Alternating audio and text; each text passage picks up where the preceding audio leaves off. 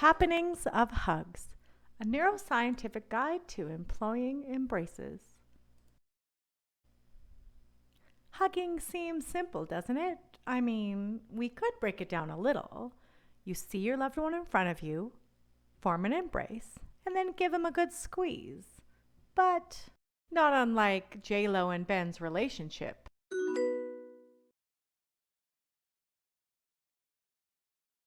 It's actually really complicated. I'm here to explain the neuroscience behind embracing someone you love. Let's check out your brain on hugs.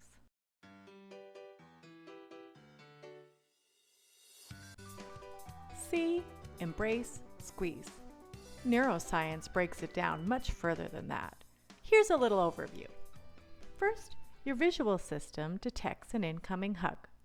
This information will then be relayed from the visual cortex to cortical motor regions, which plan and initiate the movement, sending instructions to part of the spinal cord, and then that controls the muscles in the arms to extend. As your arms wrap around your partner, you'll feel their embrace, and information from sensory receptors in your arms and trunk will travel back to the spinal cord, and from there, messages are sent to sensory regions of the cerebral cortex that control touch. The sensory cortex, in turn, informs the motor cortex that your trunk is being squeezed. Other regions of the brain also participate in controlling movement, such as the basal ganglia, which help to produce the appropriate amount of force, and the cerebellum, which helps to regulate timing and corrects any errors in movement.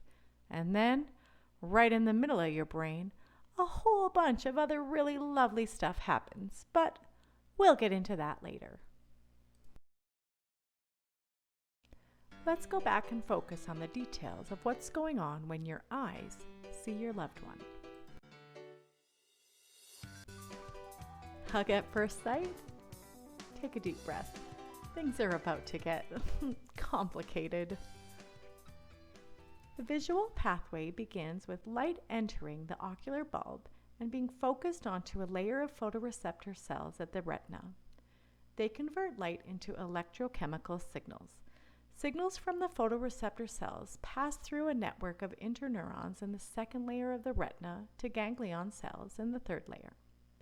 Information is then passed on from the retina to the optic nerve. From there, it travels to the optic chiasm, which is directly above the pituitary gland. Some of the axons from the two retinas undergo decussation, which means their signals cross contralaterally onto the opposite hemispheres. Axons caudal to the optic chiasm are called optic tract fibers. The vast majority of nerve fibers in the optic tract project to the lateral genticulate nucleus, the LGN, in the dorsal part of the thalamus. The axons synapse at the LGN, and here the information from the retina separates into two streams. Axons from the LGN continue their travels through the optic radiation pathways. The optic radiation pathways carry these two streams of information to the primary visual cortex. The visual cortex is located at the occipital lobe on the outside of the brain. This is where integration of the information occurs, and the experience of vision is generated for you. We can zoom out and take a look at the primary visual cortex, which is located here in the most posterior portion of the brain's occipital lobe. The primary visual cortex sends connections to the secondary visual cortex. As the visual cortices analyze the stimuli, which in this case is your loved one in front of you, the signals continue through two major cortical systems for processing visual information. The ventral pathway, which extends to the temporal lobe, is involved in recognizing objects. Now you see your loved one. The dorsal pathway, which projects to the parietal lobe, helps you locate objects. Now you know where to put that hug. Now, once the experience of vision is generated, your brain moves on to making moves. Close your eyes and imagine giving someone you love a hug. Which way did you lean? Did you lean to the right? Because there's science that suggests huggedness. Did you know that most people are right-hugged? Huggedness is not a real word. It was coined right here in this video and will likely never be used again. A study done in 2018 investigated more than 2,500 hugs at the arrival and departure gates of an international airport. The study suggests that most people showed a preference for right-sided hugs. See? Right-huggedness. Another very interesting finding was also discovered. It was observed that people who were experiencing elevated emotions, positive or negative, engaged in more left-sided hugs, despite being right-hugged. The results are interesting because the left side of the body is controlled by the right side of the brain, and the right hemisphere is known to be heavily involved with processing emotions. So this movement to embrace on the left side in high emotional states may be indicative of the interaction between emotional networks and motor preferences. If you see me at a wedding, don't ask me to dance. I'll be busy tallying all the hugs I see. So let's consider this latterization and just take a look at regular old right-leaned hugs transcribing from the left hemisphere of the brain.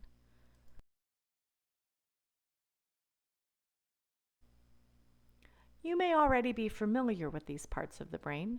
They all play a role interpreting, integrating, and acting on information processed by sensory areas. The motor cortex is located in the rear portion of the frontal lobe, along the precentral gyrus. This is just before the central sulcus, which separates the frontal lobe from the parietal lobe. The motor cortex is divided into three main areas. The primary motor cortex forms a thin band along the central sulcus. It controls individual movements or sequences of movements that require the activity of multiple muscle groups. The premotor cortex is posterior to the primary motor cortex. It is believed to play a role in the planning of complex, coordinated movements. How complicated are your hugs? And the supplementary area is involved in selecting movements based on remembered sequences, so this part will engage when you rehearse the hug in your mind. Many parts of your brain send messages to the motor cortex to command it to take action. The posterior frontal lobe makes a plan after collecting and synthesizing information arriving from other parts of the brain. Information about a body's position in space will come from the parietal lobe, and memories of past hugs will come from the temporal lobe. And like we've already covered, your occipital lobe sends sight messages letting you know exactly where your loved one is waiting for your hug. Now, with all that information, the anterior portion of the frontal lobe will communicate a plan with the premotor cortex, which decides which set of muscles to contract in order to initiate the embrace with your partner. And then all of this information continuously loops through the cerebellum and in the middle of your brain in an area called the basal ganglia. The basal ganglia are a collection of millions of nuclei deep in your white matter. It involves the striatum, which includes the caudate and the putamen, as well as the nucleus accumbens, globus platus, substantia nigra, and the subthalamic nucleus. The basal ganglia's millions of nerve cell bodies play an important role in motor planning and modulation and help to execute smooth movements. Finally, this information loops back up and tells the primary motor cortex to get that hug started. Now, if you think that's complicated, let me introduce you to my friend, homunculus. The primary cortex is remarkable. The sulci and the gyri, the mounds and the rigids on the outside of your brain, are a virtual motor map. Every part of this little slice of your motor cortex coordinates the movement of a specific body part. This slice of your motor cortex is a topographic scaled map. The symbolic parts of the body lay against the parts of the cortex that they are associated with. You might notice that certain parts of the body take up more space than others. For instance, our hands are extremely dexterous, so they take up a big portion of the motor map, while the wrist is pretty small because it doesn't have a lot of significant movement paths. Here are your arms. Your motor cortex will engage this part of your brain to tell your arms to gather up your partner in an embrace. Oh yeah, I was going to introduce you to someone. Meet Homunculus. Homunculus is a 3D figure, a standing visual representation of the motor cortex map. He has giant hands and a tiny chest. The scale of his body parts represent the span of the cortex associated. I mean, wow, he is interesting. So, while he's no Ben Affleck, he's still pretty cool. Plus, he's Canadian. In 1934, a Canadian neurologist, Wilder Penfield, opened the skull of his patient and discovered that specific spots on her brain elicited sensory or motor responses. This mapping gave us this visual representation of the body, which was named the homunculus. All right, let's recap. You see your loved one and plan out a hug, which increases electrical activity in the frontal region of the cortex. The neurons in the frontal cortex then send impulses down their axons to activate the motor cortex itself. Using the information supplied by the visual cortex, the motor cortex plans the ideal path for your arms to reach out.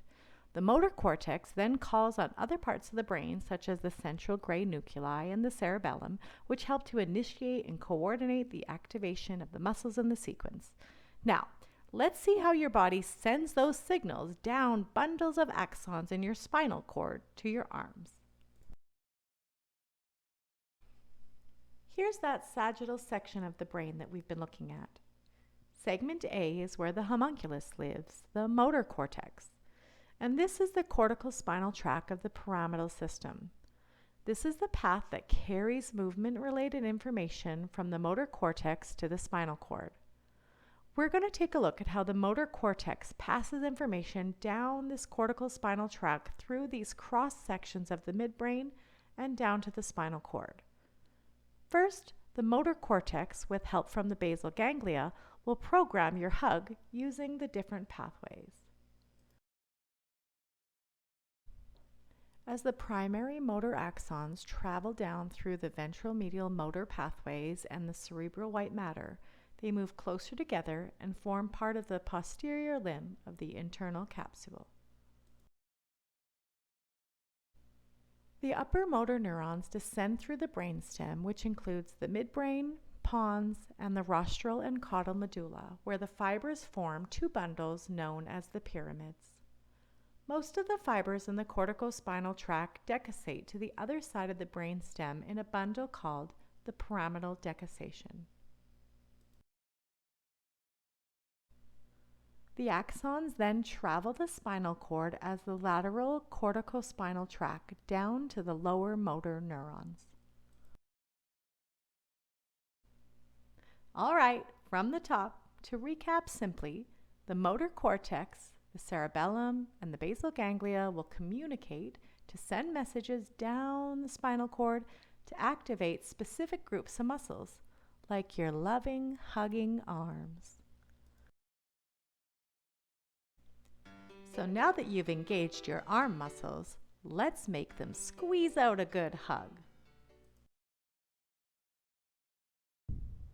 Now the axons exit the ventral root and ventral ramus and move out to synapse to a skeletal muscle. The action potential moves through the lower neurons and binds to the receptors in your neuromuscular junction using acetylcholine as the neurotransmitter. This results in the muscle contracting, which creates the squeeze. You will abduct your arms by engaging deltoids and activate your biceps brachii using your somatic nervous system in order to contract your muscles to squeeze your partner. See, embrace, squeeze. You did it! You completed the hug. So now that you've engaged your arm muscles to squeeze, how does it feel? I mean, no, really, how does it feel? Ta-da! It's homunculus's sensory brother. He's got the same story about the size and locations of his part on the sensory cortex. The primary somatosensory cortex is located on the postcentral gyrus, just posterior to the central sulcus. While the motor cortex provides output, the sensory cortex's role is input. Sensations from the body travel back up the nervous system to your thalamus and then to the primary somatosensory cortex. Somatosensory homunculus tells the rest of your brain that you have just been hugged. See, embrace, squeeze, feel. Oh, hugs. Now here's the part where a whole bunch of other lovely stuff happens. Your brain on hugs. Scientists say that giving another person support through touch can reduce the stress of the person being comforted, but it can even reduce the stress of the person doing the comforting. In a study of over 400 adults, researchers found that hugging may reduce the chance that a person will get sick. A study found that romantic partners holding hands showed reductions in blood pressure levels and heart rate. Have you ever heard of oxytocin? It's the hormone, sometimes called the love hormone, that can be released during a hug. A study found that the positive benefits of oxytocin were strongest in women who had better relationships and more frequent hugs with their romantic partner. Women also saw positive effects of oxytocin when they held their infants closely. Studies have found that touch can reduce anxiety and keep people from isolating. It was also found that even touching an inanimate object, in this case a teddy bear, helped reduce people's fears. A study was done on people with fibromyalgia that were receiving 6 therapeutic touch treatments. The participants reported an increase in their quality of life and reduced pain. Hugging is another form of touch that may help reduce pain. Hugging is a very comforting and communicative type of touch. Scientists have found that a stranger was capable of expressing a wide range of emotions to another person just by touching different parts of their body.